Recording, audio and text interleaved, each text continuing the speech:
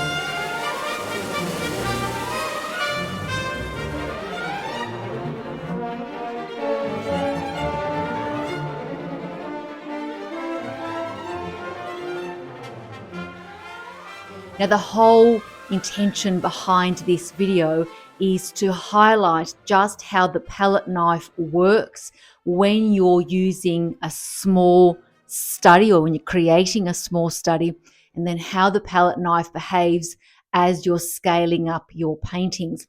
And I've talked in the past a lot about using the different aspects of the knife, that is, focusing from the tip, which is that thing up there, to the entire knife, even using it, to the back of it up here, and the sides, and even this small side up here. But when you're painting on a small miniature pochade style, you tend to only want to utilize the tip just up here of that palette knife. And that creates all sorts of different thought patterns, different movements, and different focus. Because when you're only utilizing the tip of that palette knife, what you're actually doing is shortening your movements. And when you shorten a movement, mentally speaking, as an artist, you now have to have a deeper inner connection to what you're doing, and a confidence, self-trust also, that the mark that you're making is the correct one. So this is the challenge of what happens when you paint miniature, when you're doing studies.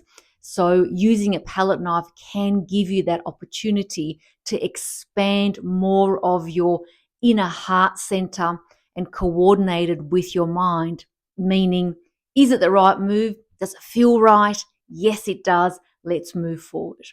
Okay, so let's get on with the demonstration. And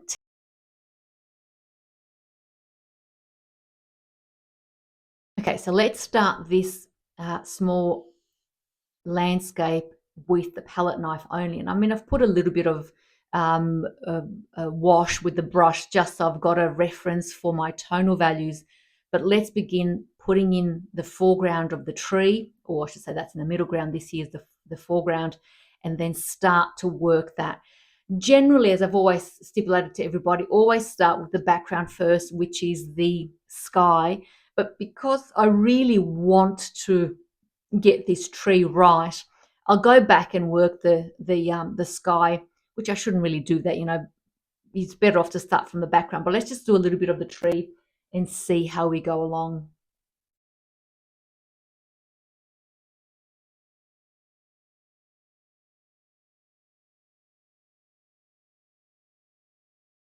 Now, again, start off by grabbing a small amount of paint.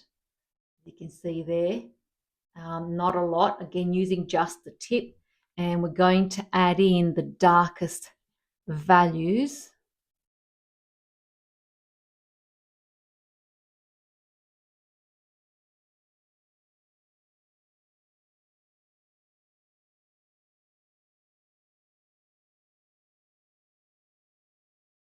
Some a little bit more around the trunk up here. And I'm going to grab a little bit more paint now and use the width and breadth of this knife just to move that paint about.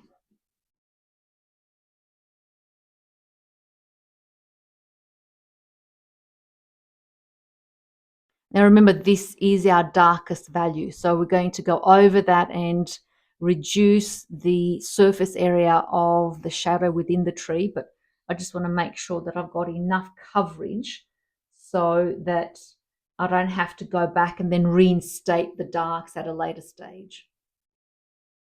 Let me just play a little bit more of that sky actually, and just introduce a different tone more towards the horizon.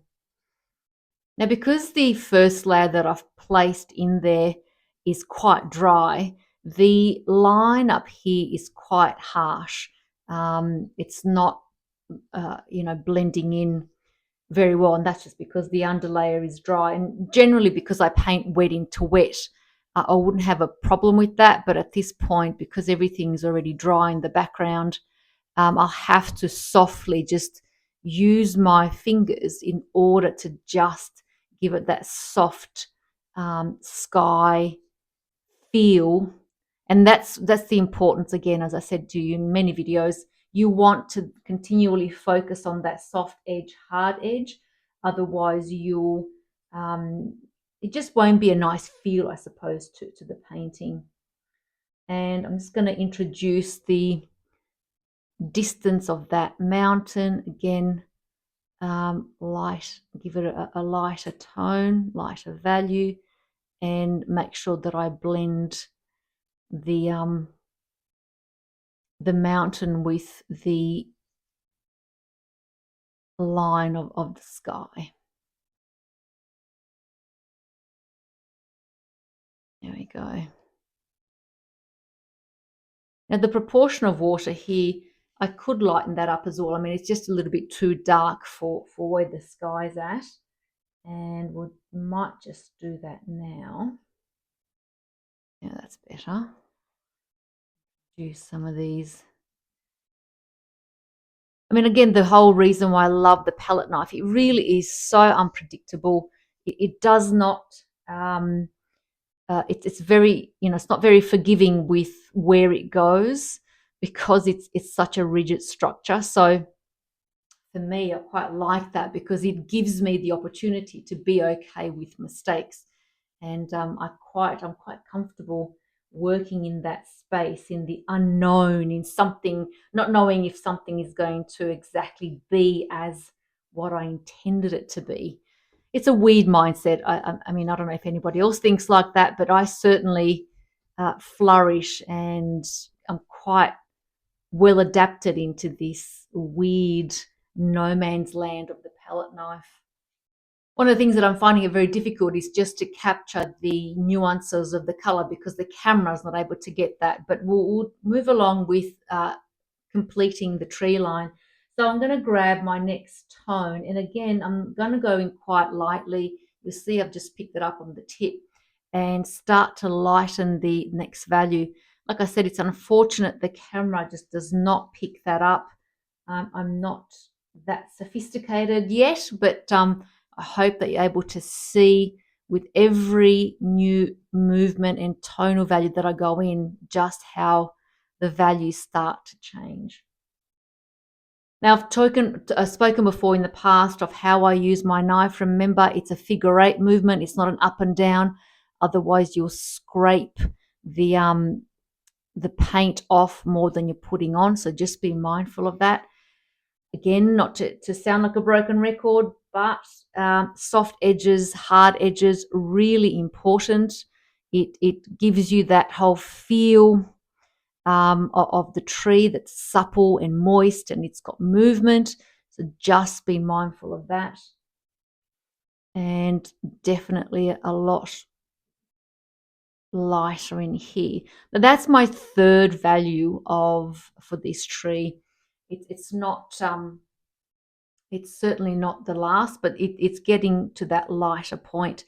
Remember also, you want to be able to leave air holes. That's very important too. And if you do happen to make a mistake, don't worry, get a bit more blue and just add them in. Again, soften it up with your finger or other material to get that soft line. Okay, so I've just moved a little bit closer to the image, and now you can see a really nice differentiation between the different values and the different tones within the tree. Let me introduce a next lighter value, and you can see the difference in color change. Also, just take note of how, again, the palette moves. I can't move it slow because otherwise I can't paint, but just notice how it goes into this figure eight, not an up and down. As I mentioned, if you do go up and down, it's very rigid and you'll take off more paint than what you're actually putting on. Let me just take the next value down. So notice here I've added a little bit more, and you can see that on the knife. It's not just on the tip. And let me just introduce now that next value. You can see how it's a little bit warmer in tone. And I'm going to just now shape as if I'm sculpting the leaves and the shape of that tree. Introduce a little bit into the sky. Again, let the knife drag that. I'm really not pressing in there at all. And see how now we've got that softness of that in the darkest tone here, the next value, and now the lighter. And I'll go a fourth one on there too to lighten it up. But let me add this value now to the remainder of the tree.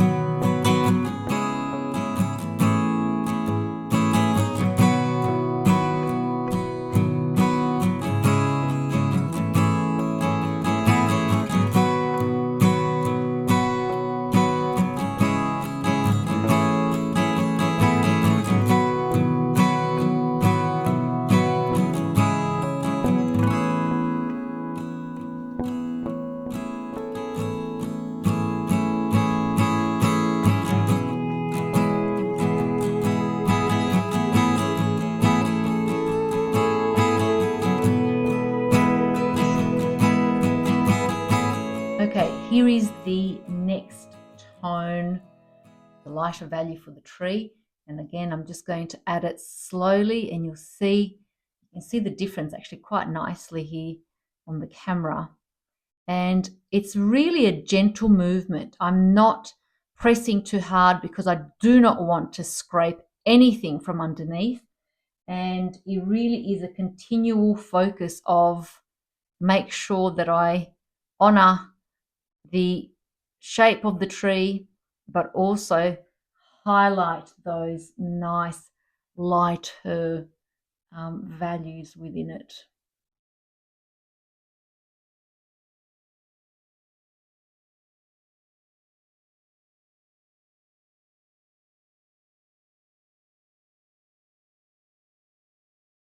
Okay, so we just went through painting the values of that main tree. And one thing that I wanted to stipulate is the process of painting is actually quite easy. When you understand the foundations of value, form, shape, and movement, this is not difficult. My feedback and direction to many of the students that have come to my class is to say the following. The most important part of art or painting is what happens when we mix color on the actual palette board. If you don't have those values right, this here will not look right either. Because the reason why our mind is able to interpret this form, this shape as a tree is because it has form, it has a pattern, it has different values that we then translate as being round, shadows, and light. It's exactly what happens when we walk in nature. So if you don't have those color values correct on your board and take your time mixing that on your board, you have a really difficult time creating the shape of your tree. At least that's what I found. Maybe you can tell me a different technique, I don't know. But certainly my joy, my inspiration comes from connecting this openness, this, patience, love, resilience through mixing color and then translating that onto the one-dimensional canvas or piece of paper. So keep that in mind next time you're painting any subject at all.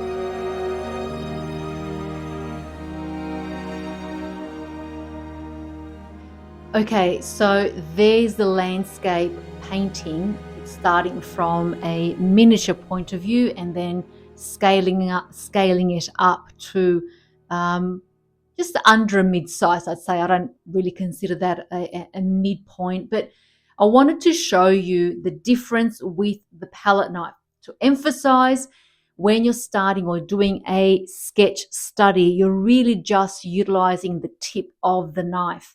When you're getting or scaling it up further, you're now utilizing more the full surface area of that palette knife. Everybody keeps, I mean, one of the most common questions I receive is, what is the brand of my palette knife?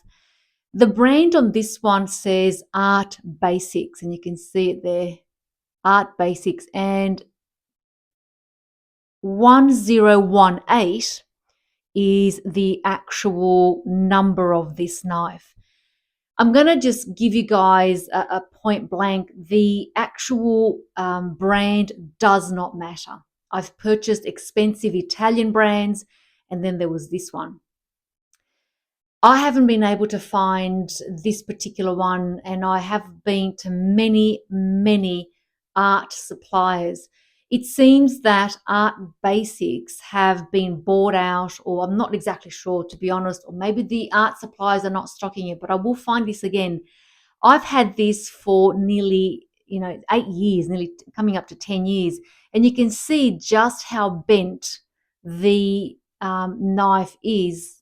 There you go. That's a good angle. Just how bent it is, because that's how much I've used it. And because I've got a glass palette board, that obviously changes the shape of the knife. I mean, it kind of polishes it every time I use it. I'm also right-handed, so every time I use this way, that side of the knife gets uh, used more than the left side. So like I said, this one is Art Basics, but the thing that I need you to be aware of is this. The knife must have a bend. This is very, very important. If there is no bend in there, you will hit your hand against the canvas and you'll just get dirty with paint. Terrible. Second, there must be a distance or an angle between the bend, or this extension, and the bend here. There's a really weird thing to say that if it's too close of a bend, it just doesn't work. I don't know how to explain it, but there has to be a nice substantial angle between the two. And I don't know what that is. Maybe it's 135 degrees, not sure. The other thing that's probably most important is the actual flexibility of the blade, okay? Really, really important. If that blade, and it doesn't matter what size it is, by the way, if that blade is not flexible, you'll find that you're always pressing, and you will get RSI. It's just, it won't be good long term to paint with. So this is why I liked this particular brand. And like I said, I've bought other expensive and inexpensive brands. I won't show the inexpensive, but let me show this one. I'll show you the inexpensive, I should say, and see how the length of the actual arm is not as long, the bend is not as long, and the blade is incredibly hard. Now, doesn't mean that over time and the more that I use it, it's going to become flexible. No, these are not shoes. Actually, just like shoes, if they don't fit well at the store, don't buy them. They're not meant to be for your feet. Same thing with the palette knife. If you find that it's quite sturdy and quite tough to work, you're not going to make it pliable over time. FYI, it's steel. It's not going to come good. So this is why having um, uh, these particular points are really important in a palette knife. Again, notice, and I apologize, I can't hold the mic. Here we go.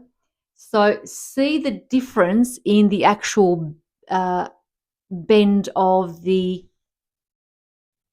arm. It's really important to have this particular one a lot longer versus this one at the bottom here is a lot shorter. So this is what I say, the brand, it does not matter. It's all these little faculties that make it worthwhile. And ultimately,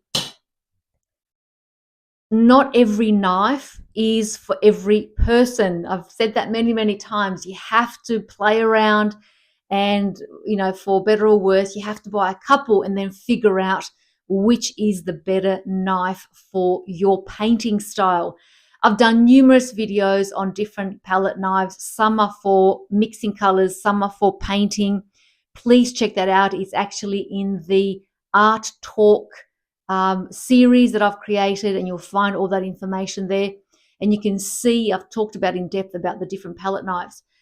For this particular discussion, what we started off with was a small pochard and then moved slowly. There's a small pochard again, and moved slowly in creating a much larger study. And of course, again, if you're going to scale this painting further, then you'll need to consider having a bigger knife. Now, you can always, I've painted with this small one. I've created a painting, I think it was 2 meters, 2.1 by 1.9, just with this little one. But that's because I wanted the precision of getting the details correct. That was a portrait that I did. But certainly, the bigger you go, you might need to consider having a different size palette knife. And again, there's different shapes. This is like a diamond shape. There's flat, there's round, there's oblong. It's a whole gamut of things. Start from the basics is choose one with the right handle, a length, a kink, and flexibility. The shape, that's up to you. Okay, that's totally up to you. Notice the actual broad stroke that I've made here with the knife to create a highlight. And as you're looking at all the remainder of the movement within the tree, you'll notice again that there are just a consistent amalgamation of different shapes. But also note that they're not always moving in the same direction. So I've also made sure that I add variety so that the tree has variety. The interesting aspect when I show you guys this close up is you don't even consider this being a tree, because really what we're looking at is just variety of different shapes. Now, as we were to zoom out, and I'll just bring that out here. Here we go. Now you can see that our mind is putting together that this is now a landscape that we're looking at. And this is the power that I love about the palette knife, because you've got this amazing, amazing ability to create movement. And when you come close to a painting, it just looks like a mishmash of shapes. But when you step back, the mind creates the uniformity based on form, based on pattern recognition, and creates this beautiful vision that it is a landscape. So take the time out when you're in a studio and practice using that palette knife. Remember, I've talked about this in a couple of videos. Painting with a palette knife isn't just a haphazard movement of shapes and color and, yep, that's a tree. I really do follow the classical line of painting, and it comes down to a quick underpainting. Then I look at form, shape, color, movement, patterns, and making sure that I maintain the composition. One of the things that can get away from you very quickly when painting with a palette knife is you will lose your drawing, your shapes, and your composition very quickly. And that's purely because you're painting with a steel blade. So amongst keeping your foundations at the forefront of your mind regarding color and tone and energy, you also have to make sure that you don't lose your drawing, which is very easy to do when you paint with a knife. So make sure that you have that classical training, at least 40%, because you will find that when you've got that understanding, you're able to use a palette knife with a lot more ease, and you're able to reduce detail into perhaps maybe one or even two, maximum three shapes. So understanding the classical way of painting is imperative foundation that will give you the capability to reduce your shape to maybe just one stroke that will then denote a branch or the floor or a boat or a bird, etc. So just keep that in mind. What are some of the challenges that you have found when you've painted with the palette knife? Feel free to pop down your comment down below and let me know where you guys are finding it easy and where you're finding the challenges as you've started to paint with the palette knife. Remember, don't give up on yourself. Don't allow your inner critic to tell you that it is impossible. Nothing is impossible. Every step forward with a new mindset means that you've now got a new way of painting, a new way of doing, and a new way of being. So do not allow your inner critic to tell you otherwise. Keep on going. And remember, as always, while you're on this earth, you are the light of the earth. So continue exploring, expanding more of your authentic self.